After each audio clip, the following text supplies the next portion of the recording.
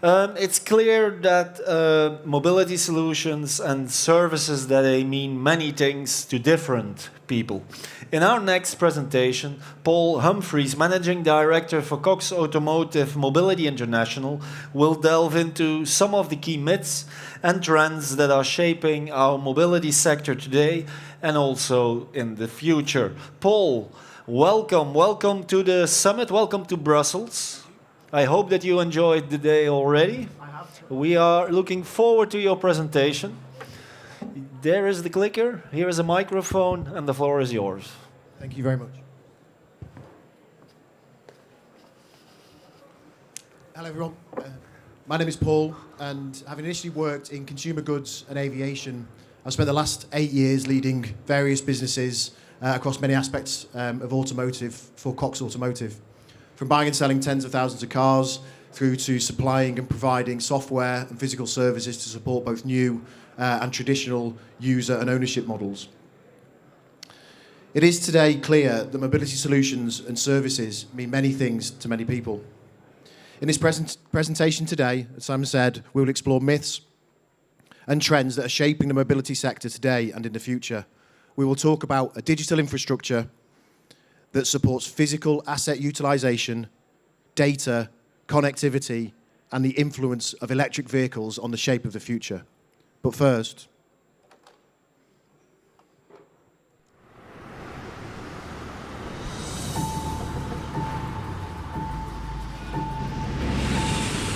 everything we know about transportation is changing.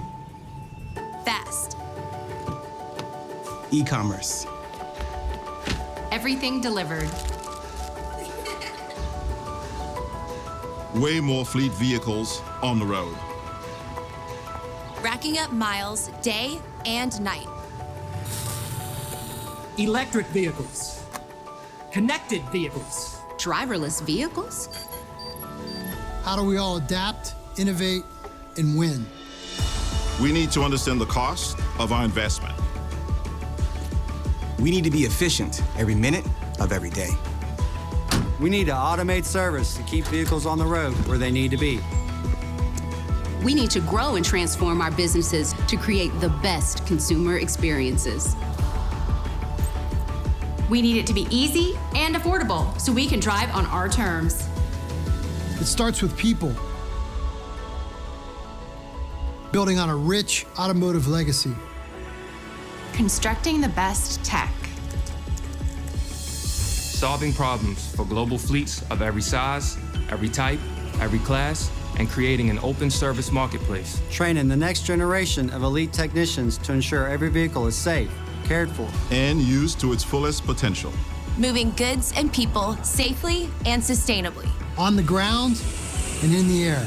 Powering decisions with data and insights. To unlock and enable the fleet future for dealers, automakers, and fleet operators. For businesses of every size and type. Every car and vehicle. For people and our planet. This is a unique moment in history to advance the world's fleets, to serve the next generation. And we've been building for it.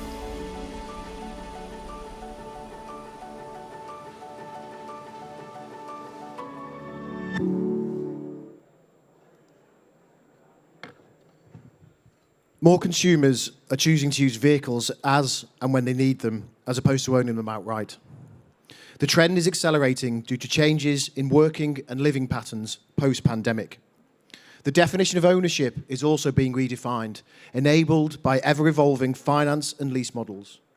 Manufacturers, fleet owners, operators, and dealer groups are all wrestling with the opportunity to offer subscription-based, flexible ownership and multi-user products. Shared fleets, if you will.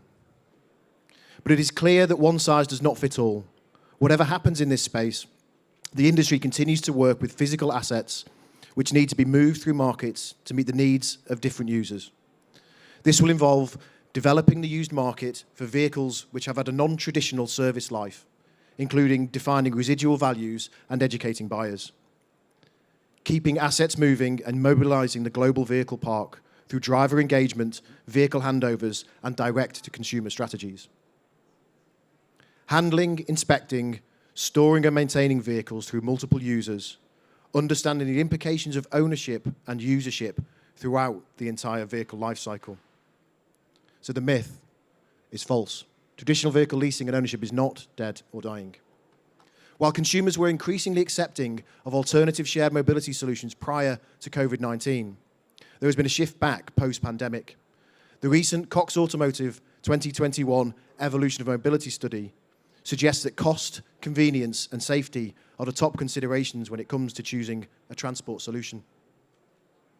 Almost half of consumers surveyed changed their habits during the pandemic, including halting or reducing their use of public transport and ride-hailing services, preferring to drive their own vehicle.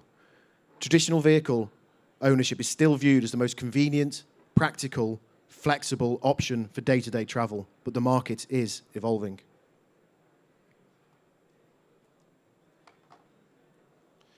The emerging transport ecosystem is autonomous, connected, electric, and shared. New mobility solutions represent a catalyst for evolution and revolution, prompting the automotive industry to innovate by developing mobility solutions of their own and experiment with new business models and new revenue sources. We are already seeing many vehicles fitted with all kinds of advanced driver assistance systems. Full autonomy may well be relatively close behind. There are clearly all kinds of implications and opportunities attached to these vehicles, ranging from official standards adopted and ensuring security through to who is responsible for their use and their misuse. In most cases, autonomy, connectivity, and electrification go hand in hand. The majority of companies developing driverless technology are doing so on the back of advances in electric vehicles. Large numbers of driverless vehicles are also being designed with shared mobility or logistics and delivery in mind. Therefore, the question of what the journey to mobility will look like is heavily intertwined with the road to electrification and whether vehicles will need to be owned or merely used in the future. So myth number 2, driverless cars are being welcomed by everyone, is also false.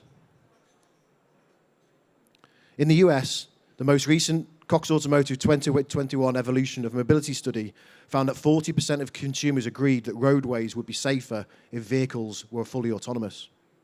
That is down from 44% in 2018 and 63% in 2016.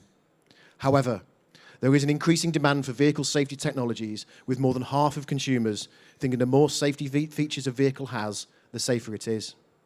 Almost all of those surveys felt that ADAS features are must-haves or nice-to-haves in their next vehicle.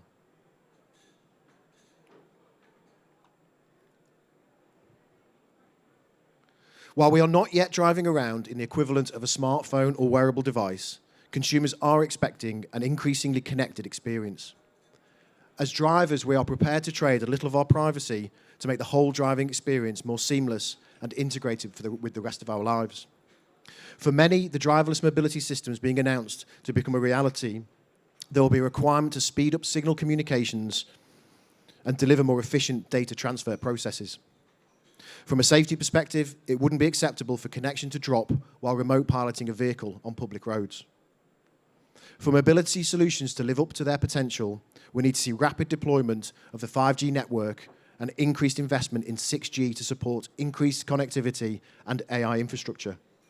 This is especially the case if we want to develop beyond SAE Level 4, where automated features drive the vehicle with no human input.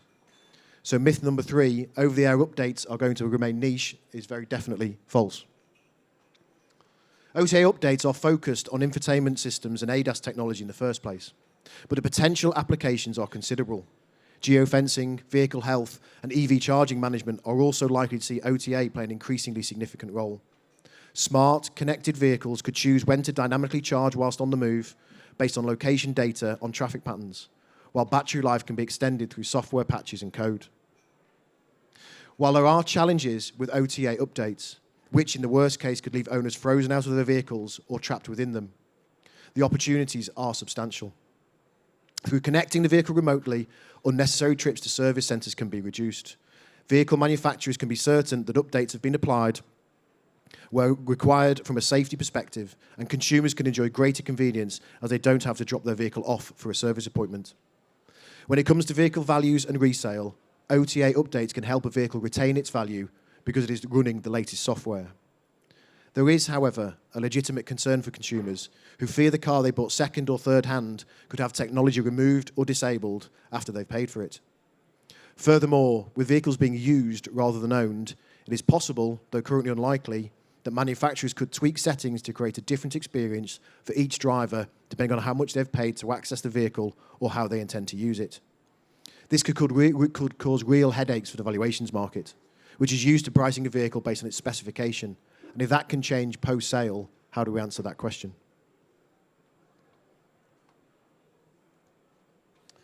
Myth number 4. When discussing connectivity and mobility solutions, it is impossible not to consider questions around who owns and can use the vast quantities of data generated. There are tangible cybersecurity risks as vehicles become more akin to devices on wheels, with hackers increasingly looking to exploit loopholes in software and code. No one wants to be trapped in a vehicle which is seemingly driving itself into a potentially hazardous situation, however much it makes for a good storyline in film or TV. With all of these different types of mobility solution, there is a wealth of untapped driver data which is resting in between different organizations. It is logical to argue that manufacturers and breakdown companies might need access to driver and vehicle information to provide predictive maintenance and improve safety. Perhaps not quite so easy to argue is why the manufacturer would need to know what music you listen to while driving or which routes are most popular, although that data certainly does have commercial value. So cybersecurity isn't that relevant for the automotive sector is also false. UN Regulation number 155, which entered into force in January of this year, sets out guidelines to ensure cybersecurity in vehicles. Manufacturers have been encouraged to explore possible risk factors and loopholes generated by human error, as well as back-end servers and update procedures, the interface between software and hardware, communication channels, and the data and code transfer process. There is a balance to be struck between locking down all of the systems in the vehicle and providing secure access to the cloud. Drivers may rightly be concerned about what data is being collected about them, their vehicle, and their habits while they're in possession of a car or van. But what happens when it passes to a new owner or user? In an era of increased mobility, with vehicles potentially changing hands more frequently, it is important that personally identifiable information is not passed on along with the car keys, or indeed the apps, which are now replacing them. Infotainment and telematic systems, ADAS and OTA updates, all of these connection points are collecting and storing data. As convenience benefits like in-car payments and dashboard service bookings become more commonplace, the information which could be passed on to third parties creates even more potential vulnerabilities. It would be easy to determine a driver's daily habits, bank information, and more if somebody wishes to commit identity theft. For organisations in the wholesale sector, those running subscription and shared mobility schemes, and the businesses currently collecting data on driverless vehicle trials, there is a clear emphasis on designing with security in mind. Between drivers, data must be wiped. This could be as simple as clearing the sat-nav, saved home location, and mobile phone data. However, the reality is the data being collected goes much deeper, and it may take specialist organisations to ensure that a vehicle has been completely purged between users.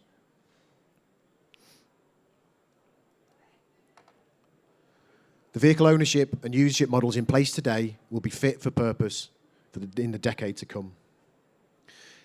Effective use of data and technology can fundamentally change the way in which organisations are able to embrace the developing mobility agenda. Fleets, rental and lease companies, dealers, manufacturers, and the new mobility businesses all need powerful back-office systems to manage their internal processes successfully and to provide services to their clients in the best possible way. And that demand will only increase over the coming years. So again, this myth is false. Ownership and usership sit on a broad spectrum, with an ever more important opportunity being created between daily rental and the 3-year lease contract. As a user-centric concept, the driver may not want the perceived hassle of owning a vehicle with the associated insurance and servicing requirements. However, they still want the benefits of on-demand motoring and the high levels of customer service they've become used to with many automotive brands. With shortening contracts, flexi rental, subscription models and more, It is perfectly possible that a vehicle may have had just 1 or 2 owners in its first 7 years.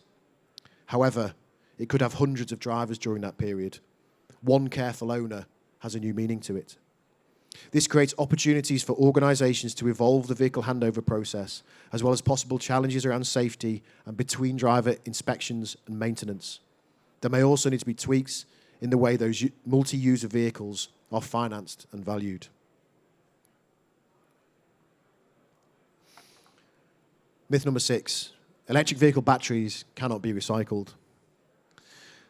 While battery-powered vehicles offer a clear route to low and zero emissions, there remains a challenge to overcome in the production of the vehicle. As it stands today, making an electric vehicle can generate around 80% more CO2 emissions than the equivalent ICE car. In large part, this is due to the raw materials in the battery and increased metals content in the vehicles. And it may take more than 20,000 driven miles before the greenhouse gas emissions from producing and driving an EV are comparable with that of an ICE vehicle. Factors like metal extraction techniques and recycling will play a part in bringing this down, as well as access to clean energy. For example, over time it will be possible to introduce more recycled rather than virgin materials into the production chain. However, at the moment, supply of recycled content, which is suitable for automotive production, remains challenged. There is also a pathway to decarbonising the raw materials production methods. For example, the introduction of hydroelectricity into the aluminium smelting and steel processing activities. EV batteries can be recycled. By 2030, we estimate 100 gigawatt hours of battery capacity worldwide will be retired annually from electric vehicles, from nearly 2,000 gigawatt hours of capacity demand. Just one of those could power around 725,000 homes, suggesting significant opportunity for second and third life batteries in a decentralized and distributed energy market. As more battery-powered vehicles make it into the used market, there are also concerns around battery reconditioning, battery health, and remaining life declarations at the point of sale. The European Battery Directive, which previously focused on the likes of smartphones and laptops, is being updated to account for the whole life of vehicle batteries, making it easier to collect, dismantle, and recycle EV battery cells into the supply chain. In California, Assembly Bill 2832 promoted the foundation of the Lithium-Ion Car Battery Recycling Advisory Group, with a remit to submit policy recommendations to support 100% recycling of EV batteries by 2022. There is a need to develop key services to support whole-life battery economics. This includes repair, remanufacturing, refurbishing, and repurposing for the advanced battery packs used in hybrid and electric vehicles. Electric vehicle storage requires tweaks to existing processes, while more technicians need to be trained to work safely on these vehicles. There are also questions about what happens to the battery once it is no longer needed in a vehicle. There are several organisations exploring third life use cases for former EV batteries across global markets. Mobility as a trend is here to stay. Whether talking about services or solutions, the way in which vehicles are owned and used is undergoing a significant shift. Drivers are looking for convenience and on-demand motoring, with a seamless customer experience that supports their short and long-term vehicle requirements. The change in consumer behaviour and demand represents opportunities for automotive brands to innovate the business models and experiment with different revenue sources. Thank you.